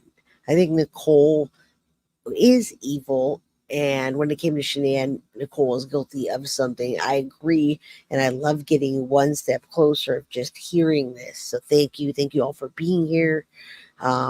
And Karina says, if you're going to mess around with someone, I'm sure you're going to research it first. Doesn't make sense. Right. She was researching the wife, Shanann, not the wife, Shanann. And she was watching their live streams. She saw that it was a clear family, and she knew that Shanann was pregnant. That was also a lie. So many lies. No. What I guess. I mean, even now, when I go back through this stuff, I'm like, it doesn't make sense, you know, or it like seems a little Maybe. off. That stuff still doesn't send a red flag to me, like, hey, this guy's gonna murder his family. Sure. I don't think there was any, you didn't have any indication in the all kind. It doesn't seem like anybody did. No, I just, like, you know, sometimes I like try not to think without me thinking, because like, you don't know, you know, but it's like, I think how so. long has his brain been like shifting to this paradigm shift where he feels the need to do this? It's like, I just don't believe that's something that just happens in a day or 2 days. I don't think it happens in 2 months. I think that this is something that takes a very, very long time to develop, and I don't. Right. So that scares you when you look back at it? Yeah, because I think about it, I'm like, he could have had that capacity to do that, whether I was in his life or not. Watts ended up entering a guilty plea in exchange for the death penalty being taken off the table, and he was sentenced to 5 life sentences with no possibility of parole. But after he was sent to prison, Watts finally revealed to authorities what really happened that night, or at least this could be the real story. We honestly will probably never know. But he says after the argument about divorce, he strangled Shanann to death, that it wasn't her killing the kids. And when 4-year-old Bella walked into the room, seeing her mother in that state, he told her, "Mommy doesn't feel good," and wrapped Shanann's body in a sheet. So sad that those were the last moments of his children's life, seeing that, seeing their mom, and hopefully they didn't understand what that meant when he said mommy wasn't feeling good, but seeing your mom wrapped in a sheet and the last moments of your life, seeing your dad smother you, I cannot fathom that. And that's why we keep coming back to this case, as well as many other family annihilators and the psychology behind it. Absolutely disgusting. Gen X, I think you should maybe just give it a little bit and try again. If not, we can try to help you offline. Sometimes YouTube's a little wonky. So Crime Remember said, I've been to Simon Peter Nelson House, 2 minutes away. People still go to there to this day and make videos. I bet. I want to go to the Hell House. It's called Hellier House. It's right down the street from me, and I want to do a video about that. I've introduced that to you before, but I'd like to do it myself and show you what evil looks like, but more of a feeling. There's an evil feeling around that place. It's weird, and they will not sell that property. Debbie, I'll get back into this after I say, and Nicole Kessinger never once said she was scared for her life after she learned his family was missing. She, as a matter of fact, changed her story many times. She changed it many times and said in one breath, and to one investigator, she said that she couldn't sleep. She was stressed out. She didn't understand why Chris wasn't stressed out that his family was missing. And then in another breath, she was like, "Oh no, it was just, I think that that Shanann just went off, and Chris had said she was having an affair already." So they're just narcissistic, liars. I don't have any other words for that. They both are a match made in heaven with each other. Oh, I said that wrong. They're a match made in hell with each other, and they deserve each other. He put the body in his truck and drove it and the 2 girls to the oil site, where he proceeded to smother the children to death and hid their bodies. Since he went to prison in 2018, Nicole Kessinger has basically dropped off the map, preferring to avoid the public eye. Not surprising there. Police have never said that Kessinger had any knowledge about Watts' crimes. However, now it seems Chris Watts may be placing the blame on Kessinger for what happened. Because in recently published notes from Watts' cell out in Wisconsin, he was moved there, we've learned he labels Nicole Kessinger a Jezebel who destroyed his life. Watts evidently writes letters to God as a form of journaling. In one of those pages from 2020, he writes, Dear Heavenly Father, I have backslidden. I am like a sheep gone astray from the flock and have fallen into a pit. The snare of the enemy has entrapped me. The words of a harlot have brought me low. Her flattering speech was like drops of honey that pierced my heart and soul. He goes on, the blessings you have bestowed upon me were right in front of me, and still I followed the perfume of a strange woman. The enemy and his Jezebel mock and scourge me as they celebrate another capture. You, O Lord, did not leave me captive or condemned. You heard the prayer of the destitute and of the prisoner appointed to death. Now, Dylan Tallman was in the cell next to Chris Watts for around a year. He was locked up on drug possession charges, and he told the Daily Mail that he and Watts became friends and studied the Bible together. The two apparently even planned to write a book together. But when Watts backed out of... All right, so that's Dylan Tallman, or yeah, did I say that right? That's the person that wrote the Cell Next Door. Goofy looking guy. I could see why they were hanging out together. And I do want to say that, yeah, there's a no contact by Chris and Nicole. She would not, there is no benefit for her anymore, and it would just make her look bad. So I don't believe that she would write him at all. Just like I don't believe that the letter or the messages from Jennifer Soto, I don't believe those are messages from Jen Soto. When we find out, we'll find out soon. All of the notes coming in to Stefan Stearns, I don't think it's Jen Soto. She would not do that to herself. Trust me. I don't think it's her. It would be nice to know if it was, but I don't think she's dumb, but she's not as dumb as she looks. His words are telling. His words make me sick. 222. Yeah, now we're at 227. So hit that like button, folks. It's free. Thank you. All right, let's keep going. I'm sure he's religious now. Yeah, he thinks he's religious. I can't stand when people use God as a way to shield themselves or for monetary gain or any of that. It really bothers me. And that's why religion is not for me, because I find just too many things with it. But spiritual, yes, absolutely. I believe in a higher power. I pray every single day, multiple times a day. And I try to keep my family also in that same circle of being spiritual. So that deal, apparently, Tallman instead turned the writings into a series of his own books called The Cell Next Door. According to Tallman, Watts told him that Kessinger gave him an ultimatum on the night of the murders. It's your family there you go. Or me.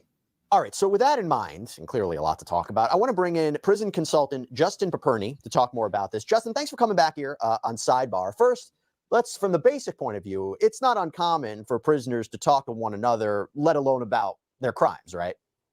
It's cathartic for a lot of prisoners to talk about it. Something we encourage people to do is to really talk less and do more, because problems can follow. And in this case, it's a disastrous crime. And rather than try to show any acceptance of responsibility and own it, as we say, he's continuing to create more pain and shame and devastation for the people that he crushed. So he has no one to blame but himself. And this prisoner who's electing to write these books, he's resourceful. He's been in and out of prison, as I understand, and he's looking for an avenue to bring more attention to his work and hopefully create a path to not return to prison. But it is not uncommon for people to go to prison, to form friendships, to open up, and unfortunately say things that can only make matters worse for people they've hurt. In a high-profile case like this, it's very likely this news would get out. And sometimes worse for themselves, because how many cases do we cover where there's jailhouse informants? Hey, I had a conversation with this guy, and let me tell you what he said, and then testifies against him in a trial. It doesn't matter for Chris Watts, because he's going to be spending the rest of his life in prison. But talk to me about the religious component of it. Do people, when they go to prison, do they have a newfound lease on religion? Do they become spiritual? Because that's what you're seeing, in a sense, from these Chris Watts notes. I believe he's using faith or religion as a tool to advance his agenda, that this wasn't his fault. Now blaming his former mistress is tragic. The lion's share of people who go to prison and find faith use it the right way. They want to make their life better. They want to improve. They never want to return to prison. What we have with Watts is a once-in-a-century sociopathic, narcissistic killer.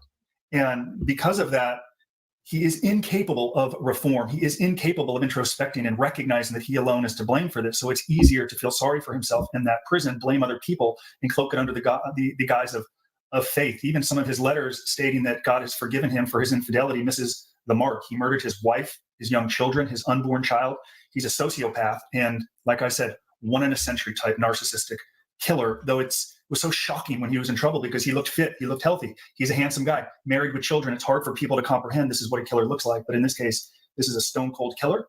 And it's a tragedy that he's continuing to make matters worse for the victims in this case, including his mistress. And by the way, I think that's so interesting that people who are locked up, and he's going to be locked up for the rest of his life, they have to try to, it's easy for him to say God forgives him. It's easy to put himself as the victim in all this, right? Because he's trying to make sense of this situation and has to make sense of his life moving forward. But he is not the first man to be convicted of killing his wife or family while having an affair. But do you see this where they usually put the blame on the mistress, that they're the ones who led me astray, that she was the one or he was the one who kind of made me feel I had no choice but to kill my family? Have you seen this before? No, that's why I said once in a century sociopathic killer. It's one thing to commit the crime, which is atrocious and awful. It's another to say, I'm going to make people suffer for my bad decisions for the rest of their life. So what he's done inside of that cell 24 hours a day is somehow rationalize and convince himself that he too is a victim of his mistress or circumstances or pressure, right? No one can go to prison regardless of the crime unless you rationalize. The difference is people rationalize every day. He pursued an opportunity to kill, and instead of somehow trying to make amends, he makes matters worse and uses faith or God simply as a tool to continue to advance his agenda, that he's been forgiven, which then gives him another inside lane or track to continue to blame others because of whatever he does, regardless of what he says, he's going to be forgiven. And I want to make clear to the millions of people who may watch this, most people in prison, even those who have committed violent crimes, accept responsibility and want to find a way better back and do not continue to blame. He is once in a century psychopathic killer. I was going to ask you if that's particularly frustrating. We talk about the purposes of prison, right? There's a number of different purposes. There's deterrence, there's rehabilitation, there's recidivism, there's a lot of different reasons, but the fact that it is meant for rehabilitation purposes. Now, again, he's not going to be released back into society, but could he accept his crimes? Could he help other people in prison? Could he provide some sort of benefit while he's back there and take acceptance? The fact that he's saying this, and yes, some of these letters are older than others, but the fact that he is at that point doing that, is that particularly frustrating to you that he's not accepting, which by the way, right, if the video of him, so he pled. Sorry, y'all, I had spaced out for a second. I always get calls in the middle of the day. Thank you all for still being here. Sherry says, didn't Chris say anything before? I missed something. I love how Sunrise. Hello, he's a Jezebel himself and a true psychopath. Sunrise, I haven't seen you here before. I hope you are a subscriber. All right, let's keep going. I just didn't want to neglect you, and it was just an important text message. So thank you all for being here and hanging in. I think that this was a much needed video to get out there today, and I wanted to do it on What's Wednesday, but Maddie Soto was always going to, be first to report on. Guilty. And you see him crying in court during his sentencing. And then he admits to investigators afterwards what he did. But the fact that he's still not quite accepting his role in it, that must be very frustrating, I imagine. It's frustrating and sickening to me as a husband and father of 2 young children. You can imagine the pain for the families devastated by his actions. Now, speaking with some victims over the years, even in some white-collar crime cases where the losses can be devastating and people end up practically homeless, many will say, it gets to a point where I am numb. I've lost all faith in humanity. So regardless of what my victim does to me, it doesn't matter. So there's a chance that even though he is blaming the mistress who's gone into hiding and excusing his conduct under the guise of God forgiving him, there's a point that the people that he's devastated have said, there's nothing more that this man can do to hurt me. That's a disgusting picture, by the way, and it disgusts me because he was so married with his wife being pregnant and his 2 beautiful daughters that picture was really disgusting. They have no shame. NK, no wonder she changed her name. No shame whatsoever. NK never asked about. Yeah, she didn't. She never asked about. Not only did she not ask about Shanann, but she also called her that lady the whole time. She never used her name. Lucky Charms cereal. Yeah. Ugh, disgusted. Yeah. Hashtag arrest Jen Soto. He's crying for himself, in my opinion. He didn't cry about anything else but himself. And hello, Malibu Surfer. Thank you, Judy, for saying that. I appreciate you. Gen X, this man is pure evil. And I believe Nicole NK is not far behind that. And guess what? I will not let this psychopathic killer hurt me anymore. So there can be a sense of stoicism or calm and acceptance that follows. And frankly, that would be healthy for the victims in this case. But if I'm sickened and saddened and have chills discussing it, you can imagine the people that he hurts. And further, he continues to say things that, surprisingly, like Dahmer was killed in prison. It's a good thing he has a lot of security there, because when you kill young children, he is a target inside of that prison. So I can assure you there's a great deal of scrutiny and security from staff. And if any moment they look up, someone who's looking to hold him accountable for what he did and get in the news could look to pounce on him like they did with Whitey Bulger, like they did with Dahmer. And you could argue at some point it's coming if he doesn't shut up, if he doesn't continue to convey a different message. So I will tell victims of crimes, people will continue to hurt you, primarily the person that has stolen, or in this case, devastated your family. I have such empathy for the families that he continues to do this. I have such empathy for them. No, you're 100% right. You're 100% right. He can be locked up, but still continue to create harm, inflict harm and damage. But the idea of him putting the blame on this Jezebel, this mistress that he had, is that a way for him to protect himself in prison? Is that a way to say, hey, to the people around him, say, listen, it wasn't me, it was her? And, I was trying to understand why he would do that. It's so he can sleep. It's so he can find a way to have some meaning on the inside. There are people, because of his celebrity, who are enamored by him that might buy into this story. I know he receives letters from women across the country who might be sympathetic to that message. So he does it to advance his agenda, to get through very long, tough days isolated in prison. But he also does it to elicit sympathy with hopes that he can create and find a romance through written letters in prison. And it's easier to convey that this wasn't my fault, it was somebody else's fault. And there will be gullible people out there who are in need of some meaning in their life who will take the bait and fall for it. So it's simply to advance his agenda. Nothing he has done since killing these people and going to federal prison, nothing, he has done nothing to put the victims first. It still remains about Chris, and it will absolutely remains about Chris. He's never I've never heard him apologize to the family or do any kind of repentance at all. He just doesn't speak. He's a coward. When he does speak, he lies. He goes in these low tone voices. And Karina, I did a members only on Gypsy, but I think most people don't want to talk about her anymore because she's all over everything. So I don't know. Maybe we could do a members only if people are interested. I'll put up a poll, but most of my viewers are tired of Gypsy. But I do appreciate you and thank you for subscribing. We're getting near, and for some reason my videos always come up to almost 2 hours. Even as much as I try to condense them. Sparkling Bubble says I have wondered many times who NK has been hunting all these years later. How many marriages she tried to continue to ruin. Yeah, I wonder. Sadie's mama, hello. I hope you're doing well. I hope you're doing very well and feeling good today. Yeah, a lot of people don't want to talk about that. I listen. You talk, I listen. I can't see him apologizing. Sadie's mama is a real OG. Ha! So true, Sparkling Bubbles. All right, let's keep going. We're almost there. Probably be that way until he drops dead inside of that prison or until he's killed in there. Talk to me about Dylan Tallman. You have somebody who wants to seemingly profit off of his conversations with Chris Watts. Is that unusual?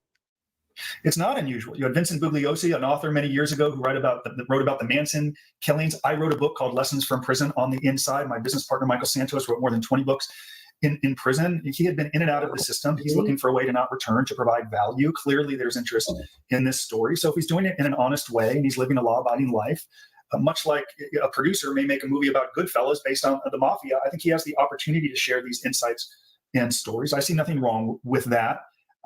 I don't see anything wrong with that at all. Now, some people would say he's profiting. As some people argued, I profited off my book. And I would argue I'm sharing lessons I learned from this experience with hopes of helping people. He's providing insights into the mind of a killer. What's it like to serve a sentence alongside someone who shows no remorse or shame? Criminal justice classes can learn from that. There's value that can come from that. But no, I do not have a problem with people sharing these stories about people in prison or with people that they served time.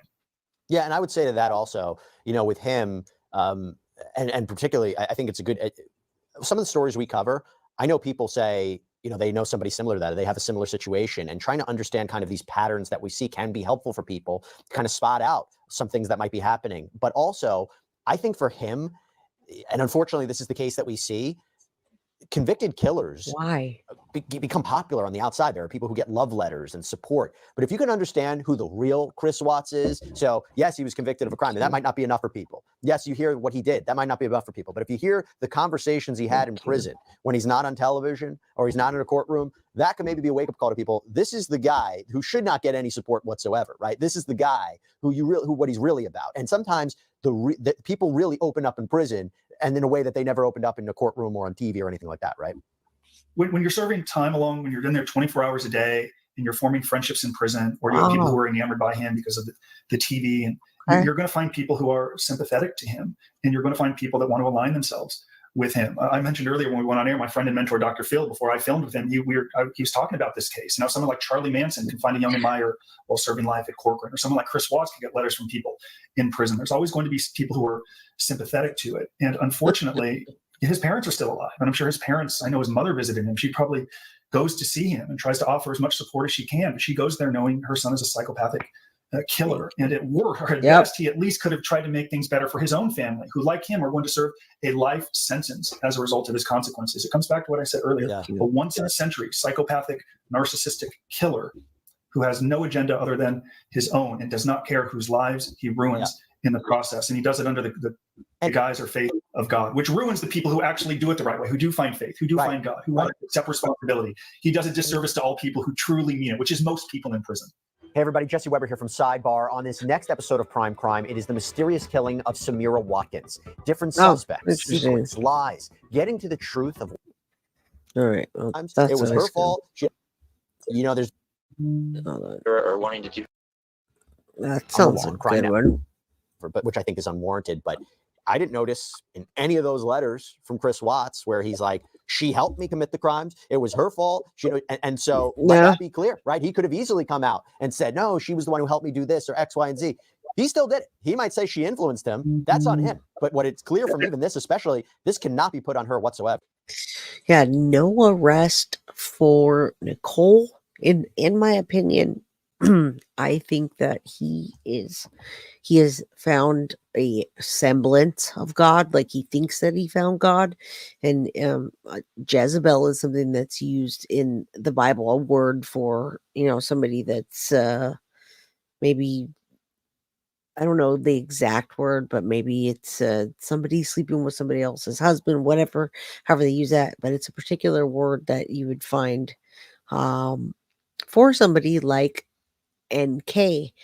No arrest for Nicole. I think that it would be absolutely fantastic if one day Chris got closer to coming forward and saying, she was there that morning. She helped me move the bodies. I couldn't carry, let's say he couldn't carry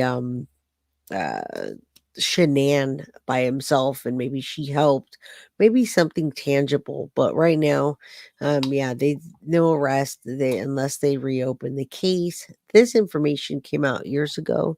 It's only now in the news again because the books just came out. I wish, but I love seeing that it's back in the news, and maybe that could happen. Maybe it could be reopened. I don't know.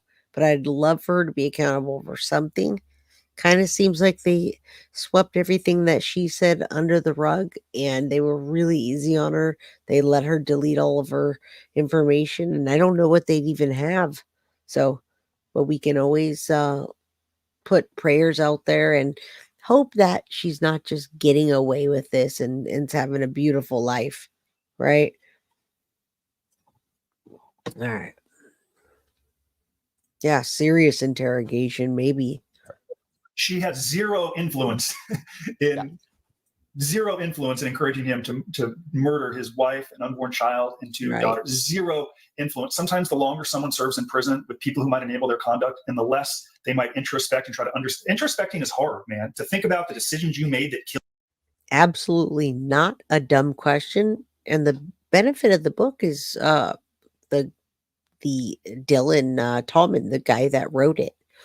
So there's no benefit that goes to anybody else other than to him for writing the book and putting out the information. It's kind of like Cheryl. What is her key? the letters, the Watts letters. I don't know if she donated anything, but whoever writes the books is who benefits from it. So, and well, we get more information. Question: Jim, for starters. Yeah, who's Jim? What does he know about it? Was he there? What happened? What did NK say? She obviously did not want them talking to Jim. She says, leave Jim alone. All right, sweetie. Brookire, young lady, you did it again. See you shortly. You're all amazing. Can't thank you enough. Go do your thing. We're almost done here. Kill people. That's really hard work. It's easier just to blame and excuse and say it's somebody else's fault. That's the easier path, and it's clear he's taken that path rather than use his time on the inside to introspect and recognize I alone am responsible for destroying lives. I hope he gets there at some point, though. Based on the last 5 years that he's been in custody, or 6 years, it's unlikely. Well, I tell you this much. I hope this is the last time we talk about Chris Watts, because covered that case extensively. It is so horrifying, and I don't think he deserves to be in anyone's minds moving forward. But hey, that's just me. Justin Paperny, thank you so much for coming on. Always appreciate your insight, and look forward to talking again soon. Grateful to be back. Thank you. All right, and that was a good one. Yeah, Jesse Weber is right. It's not often in these many years that we've heard anything on the news about this, but when it came to NK and hearing that Chris is now blaming her, yeah, leave Jim alone. You guys are great. NK wants to write a book, but we continue to push back. She thought she was going to be like Amber Fry. She did Google the money that Amber made, and I agree with that. She definitely thought she was going to make money off of it, but nothing like Amber Fry. Amber Fry got into the investigation, dug in, helped with the conviction. She definitely helped with the conviction of Scott Peterson. Now, they are approving, and I am covering that case. I believe they're approving they did approve the DNA testing that they found on the tape. So if you're interested in that, I'm going to cover another episode of now I just blanked out on him. Scott Peterson. So go to my playlist. I have a ton of videos that I put out there, and you guys are so great. Thank you for being here. I will be back. I know there's people that came on here late. Yeah, watch CW try to play a Scott Peterson now. Yeah, they're covering that. They're covering it now, and there may be a retrial depending on the information. He's off death row now, and you can go to my playlist, check it out. Jojo says Gain could lift 200 pounds of dead weight. That's what farm work does to you. Yeah, but I don't know about Chris Watts, and it's interesting how he did that, and I wonder if he did. Boston Chica says 111, which is the angel number. I mean, if you're going to cheat, you pick NK, LOL. All right. Thank you, Valerie. Thank you, Vic M. Thank you, Karina. What's your opinion on SP? Scott Peterson, in my opinion, absolutely did that. I watched the trial. I've been following it for years. I'd love to see what the DNA shows on the tape. However, I think it's just going to be back in the they're going to test the DNA. Nothing of significance is going to come out. And I absolutely think he did it. I lived in Modesto at the time that happened. And that was the biggest case, well, probably of that decade in that area. So, yeah, another psycho, Scott Peterson, could care less. Lily Paul, thank you. I don't know if you're a subscriber, but thank you. Don't forget to subscribe, hit that like button.